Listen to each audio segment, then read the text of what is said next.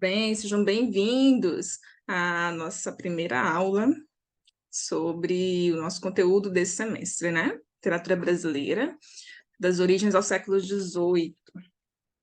Hoje eu vou falar um pouquinho sobre essa obra, Diálogo sobre a Conversão dos Gentios, que vocês já estão aí trabalhando, né, a respeito dessa obra desde uma semana atrás, fazendo a tradução, né, em blocos, colocando lá dentro do ambiente virtual. Estou adorando ver os trabalhos, realmente estão muito engajados, muito participativos. Hoje eu verifiquei aí a necessidade de reabrir esse fórum, né, até o dia 29, que alguns colegas não puderam participar. E, enfim, acabou que deu certo lá a reabertura, e agora eu acho que vai dar tempo de todo mundo fazer a sua atividade, né? Então, vamos lá. O diálogo sobre a conversão dos gentios vai ser abordado na aula de hoje em 4 aspectos, né? Tanto a estrutura do gênero, quanto a imagem dos povos originários na obra, seus aspectos linguísticos e como que esses aspectos linguísticos têm a ver com as questões relacionadas à colonialidade, colonização, que nós já estávamos estudando, né? Lá no material disponibilizado na plataforma. Bem, vamos ver se a gente consegue gravar todo esse conteúdo que é bem extenso, né, em uma aula apenas, senão eu vou fazer a divisão em blocos também. Acho que é uma das informações mais importantes, né, entender o contexto deste trabalho, né? Quem escreveu, né, e o contexto em que esse trabalho foi escrito aí pelo Padre Manuel da Nóbrega. Ele é um fruto de um trabalho de 6 anos, né, entre os nativos. Observe que é um texto de cerca de 20 páginas, né, mas é fruto de um trabalho árduo aí com processo de catequização dos povos originários, que o Padre Manuel já estava desenvolvendo há 6 anos no Brasil, né, entre os anos 56 e 57. O Padre Manuel da Nóbrega, ele escreveu esse texto no lugar que hoje nós consideramos a cidade de São Paulo, né? Então, ele foi o fundador dessa política jesuítica, né? Chegou quase uns 10 anos antes, em 1549, junto com Tomé de Souza, que foi o primeiro governador-geral do Brasil. O Padre Manuel da Nóbrega, ele tem uma importância muito importante nesse contexto. Ele se torna mesmo um articulador, né? Um grande articulador dessas conquistas, não apenas as conquistas espirituais que dizem respeito à Igreja Católica, mas também um articulador das conquistas políticas do Brasil. Então, ele chega ali junto com Tomé de Souza e percebe que ele só teria, de fato, poder religioso em nosso país quando ele trouxesse para o Brasil um bispo. Era necessário que ele trouxesse um bispo, porque ainda naquela época o Brasil pertencia a essa diocese de Funchal, né, na Ilha da Madeira, ou seja, ainda não tinha essa autonomia eclesiástica, né? Então ele chega nessa comitiva, formada aí por mais de 1.000 integrantes, né? Desembarca quase meio século depois, se Cabral encontra o Brasil, e, de fato, a chegada de Tomé de Souza com Manuel da Nóbrega foi, assim, a coroação da presença dos portugueses nas terras brasileiras, né? E vai garantir, então, esse papel, né, preponderante aí das atividades religiosas que seria otorgado, né, para a Companhia de Jesus, no que diz respeito à evangelização das populações locais. E como ele percebe essa importância de trazer um bispo para o Brasil, começa, então, a história a ficar muito interessante. A chegada do bispo Sardinha. Ele foi o primeiro bispo, né, Dom Pedro Fernandes Sardinha, que chegou em Salvador em 1551, vindo de Portugal. Então, a sua trajetória ele fica marcada ali na história por ter sido devorado pelos índios caetés durante um ritual de antropofagia no litoral lá do Nordeste, por volta de 1556. Essa antropofagia era ali uma prática, né, de algumas das tribos indígenas de comer os homens que eles aprisionavam, né, ou pegos durante a guerra. Então, é a prática conhecida como canibalismo, né? E aí especula-se, né, que com fortes evidências que o bispo Sardinha tenha, então, morrido num desses rituais de antropofagia. E desencadeia uma série de conflitos políticos entre os índios e os portugueses, né? Que depois a gente vai ver o massacre de todos os caetés, de todos os índios nessa região nordeste, em virtude de uma represária, né, mesmo da coroa, pela morte brutal do bispo.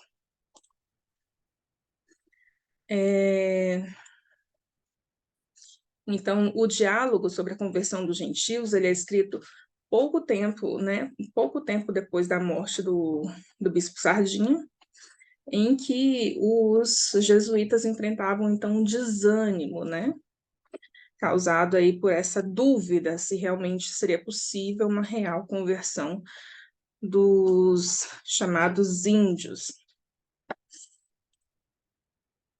Aqui é um vídeo interessantíssimo, delicioso, que vocês vão gostar muito de assistir, sobre o bispo Sardinha, né? Quem comeu o bispo Sardinha, ele é um vídeo bem divertido. Vou deixar esse material lá para vocês acessarem, tá? Então, ele tentou controlar, né, essas ações dos colonos portugueses que vieram para o Brasil durante os primeiros anos de colonização e tentava combater também aquilo que era considerado os maus hábitos, né, dos indígenas. O hábito de fumar, né? Como, por exemplo, os indígenas fumavam muito rapé, a tentativa, né, de impedir que os portugueses se relacionassem sexualmente com as indígenas e provocassem uma miscigenação. Bem, e o que era, então, o diálogo, né, naquele contexto? Vista, então, esse cenário de quando foi que surgiu o diálogo sobre a conversão dos gentios. É importante, então, a gente entender, né, o que era considerado diálogo. Esse era um gênero específico em prosa, né? Então, era uma maneira que os jesuítas tinham de escrever para catequizar. Então, os jesuítas manifestavam ali suas opiniões sobre o trabalho da conversão dos gentios, mais especificamente sobre os índios, ou seja, gentios não eram apenas os índios, né? Gentil era uma designação para os não cristãos, para os pagãos, né? A palavra deriva de gens, que significa clã, grupo familiar, né?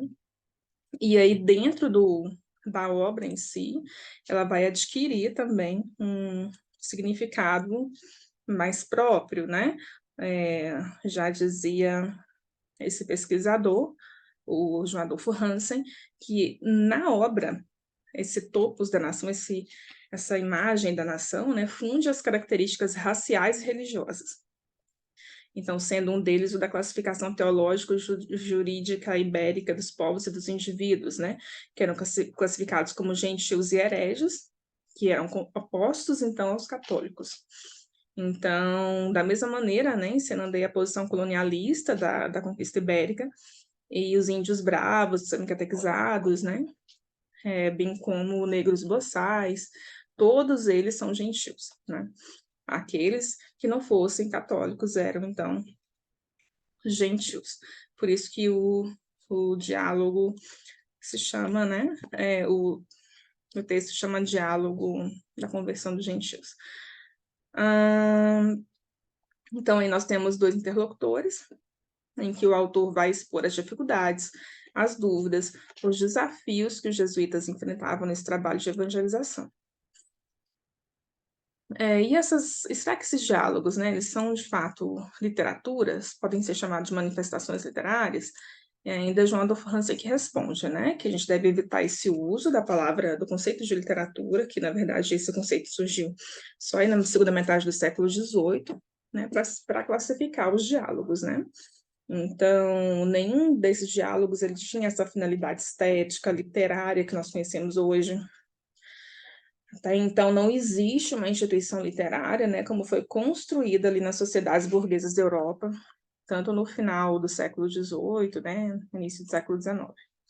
Então, eles são textos, os diálogos são textos instrumentais, textos utilitários, né, que são produzidos ali em meios materiais, e neste caso específico, né, eles têm categorias, né, esses conceitos doutrinários, procedimentos técnicos, finalidades e usos didáticos, catequéticos e devocionais. Por isso que a gente chama de literatura de formação e literatura de informação. Não é esse o conceito literário estético que nós temos hoje no século XXI, por exemplo, né? É bem diferente. E também não são manifestações que, como se costuma dizer, né, marcados pela presença ali do elemento nacional, né, que vai caracterizar, então, a literatura brasileira a partir do século XIX. Então, eles são lidos como manifestações prefiguradoras, né, do que não devem ser lidos como essas manifestações literárias, mas segundo a especificidade histórica e os vários usos, né, que tiveram neste momento em que foram publicados. Então, o diálogo ele vai ser uma conversação que vai imitar a fala e ocorrer por meio de breves discursos, respostas e contradiscursos, né? Sendo que, em certos momentos, vai ser admitida ali exposições mais longas, né, com o intuito de argumentar de forma mais substanciosa a questão em debate. Então, tem uma estrutura dividida em 3 partes, em que nós temos um ataque e uma acusação, chamado de prima pars, primeira parte, e a defesa, a segunda parte, né? No caso, cada debatedor vai apresentar o seu ponto de vista sobre a questão tratada, opondo-se à tese contrária do interlocutor, que por sua vez a esconde, né? Tem a parte da correspondência recíproca das partes, em que cada debatedor fala algo que corresponde à causa debatida, o que faz segundo essas 3 modalidades, né? A aceitabilidade do que o interlocutor diz, do tipo concebo, nego o que o outro afirma, do tipo nego, e aceita parcialmente o que o interlocutor diz, aceito isso, mas distingo ou nego aquilo. E a persuasão, né? O último elemento é a persuasão do interlocutor com as provas da justeza do próprio ponto de vista, costuma ocorrer ali no final, né? Depois que um dos debatedores acumulou diversas provas que validam e demonstram a sua tese. Então, como que essa obra vai se desenrolar, né? A gente tem o debatedor Gonçalo Álvares, são 2 padres, né? Que faz o ataque à acusação, dizendo que o índio não pode se converter devido a uma alma inconstante. E tem também Mateus Nogueira, que ele vai concordar com a inconstância do nativo como fator que desmobiliza, né, o trabalho do evangelizador, admite o quanto é árduo evangelizar, já que tinha tão poucos resultados, né, mas defende a necessidade de persistir no resgate da alma indígena, tanto para a fé cristã em si, né, contrapondo-se, então, ao pessimismo do Gonçalo Álvares.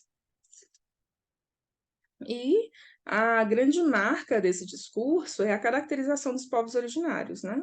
Eles são caracterizados de forma absolutamente pejorativa, por meio de classificar o novo objeto, né? Então, como metáforas de gentil, índio, negro, negro da terra. Engraçado aí, né? Porque, quer dizer, de engraçado não tem nada. Curioso como negro e índio têm aí o mesmo significado, representam a mesma pessoa. Não estão falando aí de escravagismo ainda, né? O negro é o índio, é o negro da terra, é o selvagem, o bárbaro, o animal, o cão. Então, há uma animalização desse indivíduo. Quando classificam esse novo objeto, né, os povos originários, com essas metáforas, né, de animal, gentil, selvagem, bárbaro, vão evidenciar, né, essa positividade do discurso, o discurso positivo, né, prescritivo, da universalidade também do não índio. Ou seja, vão valorizar aí esse elemento civilizado, branco, católico, né, fidalgo, letrado. Temos o padre letrado, simbolizado pelo irmão Gonçalo, e o não letrado, figurado pelo irmão Mateus Nogueira. Então, eles vão simbolizar 2 modos de agir na catequese. O Álvares, Gonçalo Álvares, vai ser mais voltado para o trabalho com palavras, por meio da pregação e o ensino da palavra, e o Nogueira, voltado para o trabalho com obras, que tentam persuadir por meio do exemplo das boas ações. Então, ele é marcado, né, por essa carga bem pejorativa de gentil, negro e bestial. Lembra lá da história, né, do bispo Sardinha. A característica de bestial vai ser bastante reforçada justamente por causa desse contexto, né? De que pouco depois da morte aí por antropofagia do bispo Sardinha foi escrito, né, este documento. Então, o bestial evoca essa natureza selvagem do índio, né, evidenciado principalmente por aquela antropofagia que era tão combatida. E já quando o Gonçalo Álvares começa, ele já diz, né, eles são tão bestiais, que estão tão encarniçados em matar e comer. E outras referências que vão aparecer, né, demonstrando a bestialidade do índio segundo o ponto de vista dos portugueses. Então, é rotulado como ser bestial, que só pensa em matar e comer, uma referência, né, a essa antropofagia. E, além disso, é visto como negro, né, um termo corrente nas cartas e em outros escritos do período colonial, para nomear o africano, mas também o índio. E colocá-lo aí nessa oposição com o elemento branco, né? Daquilo que não era branco poderia ser negro, né? Mais ou menos isso. Mesmo que fosse o elemento indígena. O uso decorre do pensamento escolástico, né? Que constitui índios e africanos analogicamente por meio da mesma classe, gentil ou herdeiros do pecado de Cã. O gentil em si, no contexto bíblico, né, era a palavra empregada pelo judeu para referir-se a todos os povos que não fossem da religião dos judeus. E também assim aconteceu com a apropriação aí, né, com o advento do cristianismo, todos aqueles que não fossem cristãos eram considerados gentios, né? Dessa forma, na visão católica do mundo, só existia dois tipos de pessoas, o católico e o gentil, assim como só existia o judeu e o gentil. Sendo que este deveria, de forma voluntária, né, ou pela força, se converter, então, ao catolicismo. Um outro elemento bastante presente, que se caracteriza, né, o índio nesse discurso, é a nudez, né? Vai ser sempre recorrente essa fala de que os índios andavam nus, né, as mulheres andavam nuas, né, assim como os homens. A ausência da religião, essa gentilidade, né? Esse povo gentil não adora a nenhuma coisa nem conhece a Deus. Só os trovões chamam Tupana, que é como quem diz coisa divina, e assim nós não temos outro vocábulo mais conveniente para nos trazer, né, ao conhecimento de Deus do que chamar-lhe Pai Tupana. Então, o atavismo, né, esse atraso, nem sei se é bom chamar-lhe corvo, pois vemos que os corvos, tomados nos ninhos, se criam e se amansam e ensinam, e estes, mais esquecidos da criação que os brutos animais, e mais ingratos que os filhos das biboras, que comem suas mães, nenhum respeito têm ao amor e criação que nele se faz. Ou seja, são tantos, na visão do homem europeu, o indígena é tão atrasado que não pode ser considerado nem como um corvo, né? Porque esses se criam e se amansam e se ensinam, diferentemente do que eles concebiam ali ser possível fazer na catequese indígena.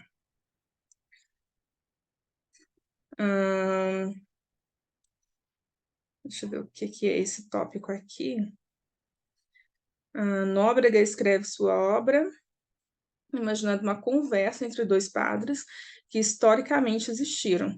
Isso fica claro no Exórdio. Isso é uma prática muito comum, né? Nessas obras de catequese, que se colocasse ali figuras históricas de fato que existiram, né? Como personagens.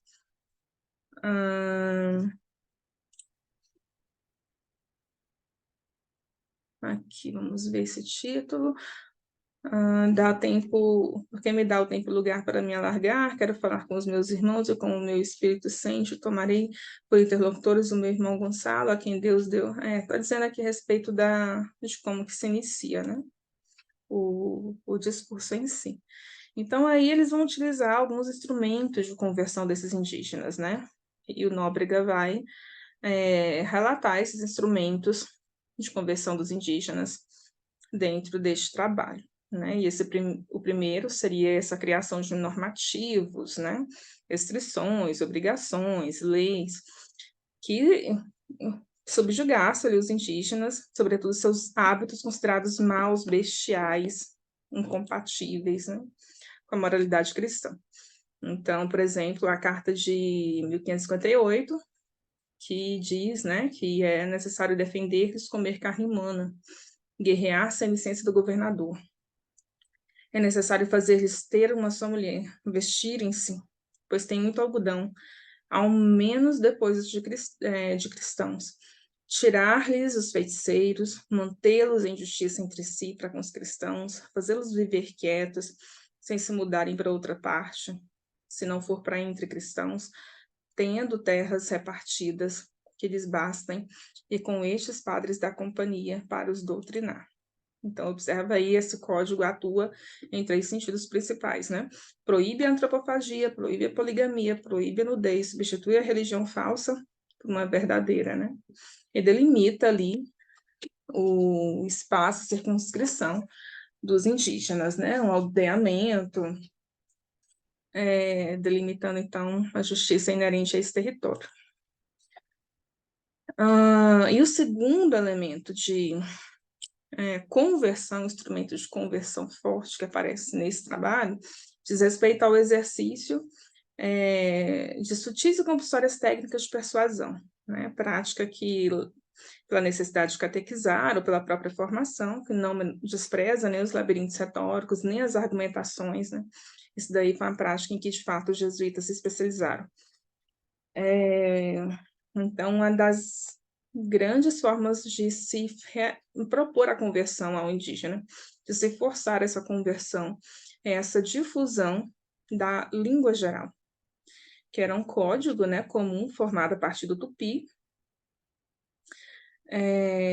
para que então houvesse, por meio de encenações de peças teatrais, exercícios de música, que serviam aí de canais para promover e gravar a doutrina.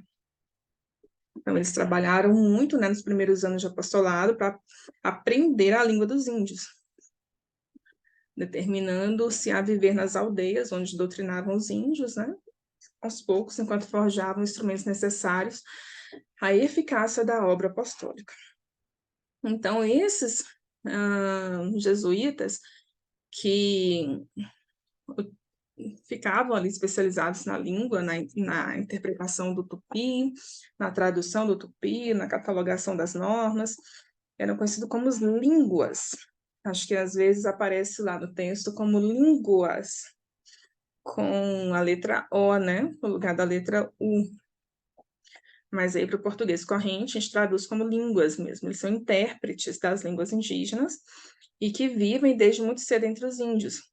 Então, eram homens inteiramente integrados àquela vida selvagem, como é o caso do língua, de que Nóbrega dizia necessitar para pôr em tupi as orações e práticas do Nosso Senhor, e que andava, na ocasião, muito ocupado em que o governador lhe manda. E acabou, né, que tanto Anchieta, padre José de Anchieta, quanto Nóbrega assumiram esse ofício de língua em 1560. Os intérpretes aí da língua tupi.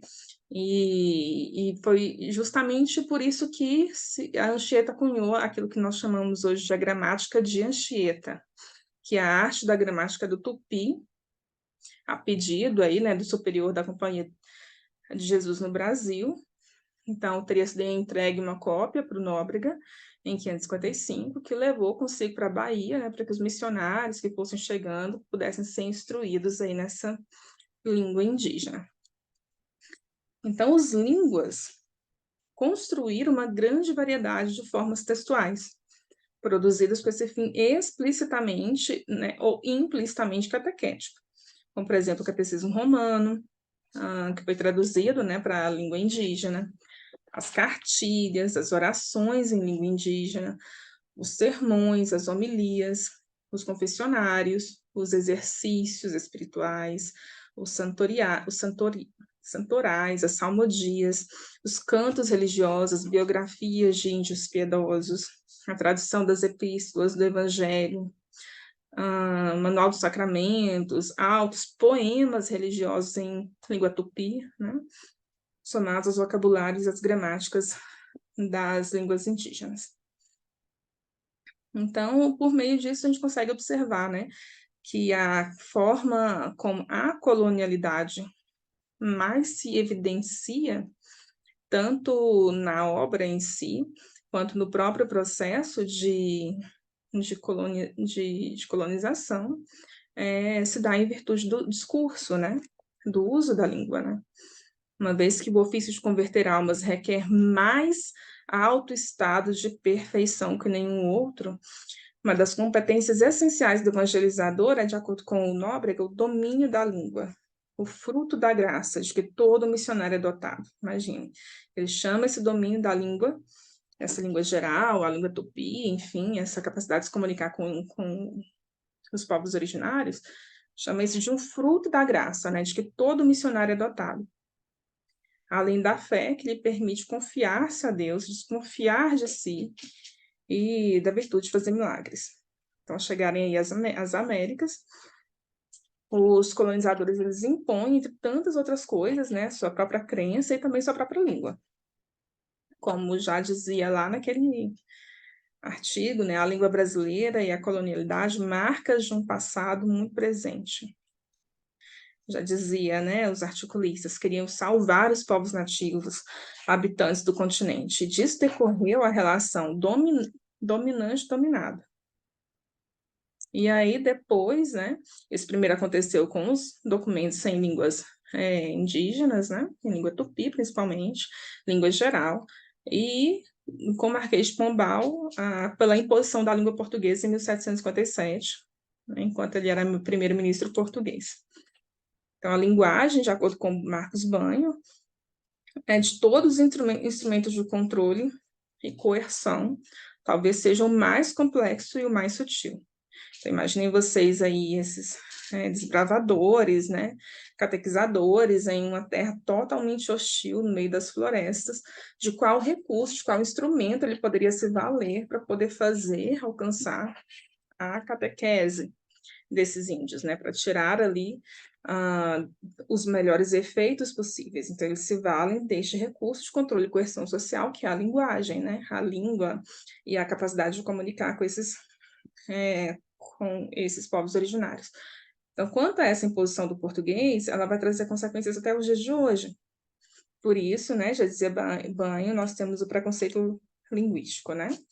A língua portuguesa só se torna majoritária depois de um longo processo de repressão sistemática, incluindo o extermínio físico dos falantes de outras línguas, essa repulsa da elite por seu próprio modo de falar, né, encarnando aí a continuação desse espírito colonialista, que se recusa a atribuir o valor ao que é próprio da terra, ao que nós chamamos hoje, né, de português Brasil, sempre visto como primitivo, errado, incivilizado, né, para além de refletir nosso fascínio por tudo que vem de fora, considerado intrinsecamente bom e digno.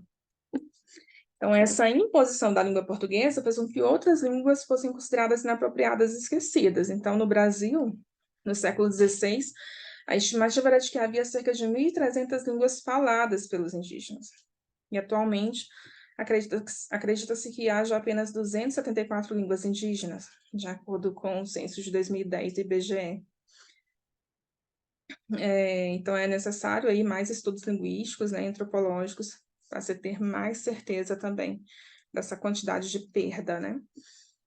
Quanto de cultura e de diversidade se perdeu com isso, né? Como essas línguas deixaram de existir? Dessas 1.300 línguas, cerca de 1.000 delas se perderam por diversos motivos. Morte de índios, decorrência de epidemias, extermínio, escravização, falta de condições para sobrevivência, aculturação forçada.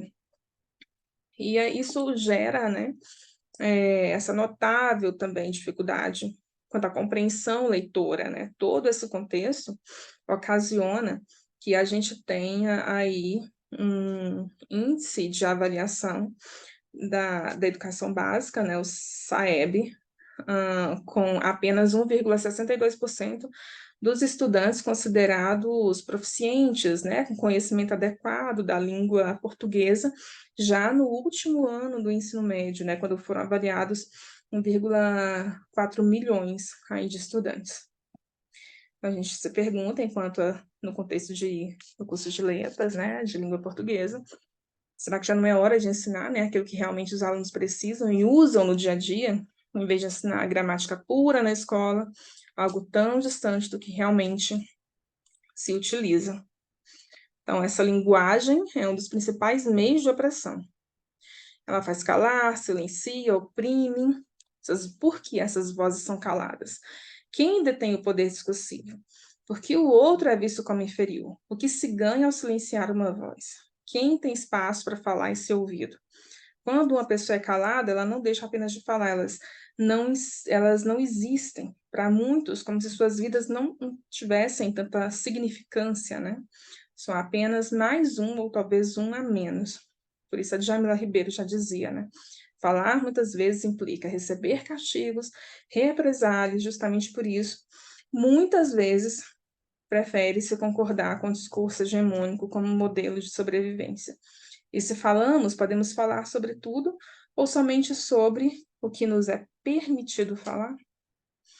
Então, numa sociedade supremacista, branca, patriarcal, mulheres brancas, mulheres negras, homens negros, transexuais, lésbicos, gays podem falar do mesmo modo que homens brancos e cis? Existe ao menos espaço e legitimidade quando existe algum espaço, né? É permitido que fale sobre economia, astrofísica, ou só é permitido que se fale temas referentes ao fato de ser negro, de ser, né, oriundo de uma situação minoritária, vamos dizer assim. Então, falar é ter esse direito de existência, já dizia Djamila, né? O direito ao exercício da cidadania. Então, a filósofa defende que não se deve promover um discurso homogêneo, mas a multiplicidade de vozes, o que se quer, acima de tudo, né, é quebrar com esse discurso autoritário, único e universal. E todas as pessoas, então, têm a voz, têm o direito, né, à humanidade. Vou deixar aqui para vocês algumas das referências que eu utilizei para poder fazer a análise da obra. Espero que ajude vocês aí na interpretação, nos estudos. Na semana que vem nós já vamos iniciar o contexto do Barroco, e aí vocês vão progressivamente avançando nesses tópicos, tá? Por hoje é só. Tenham todos ótimos estudos para vocês.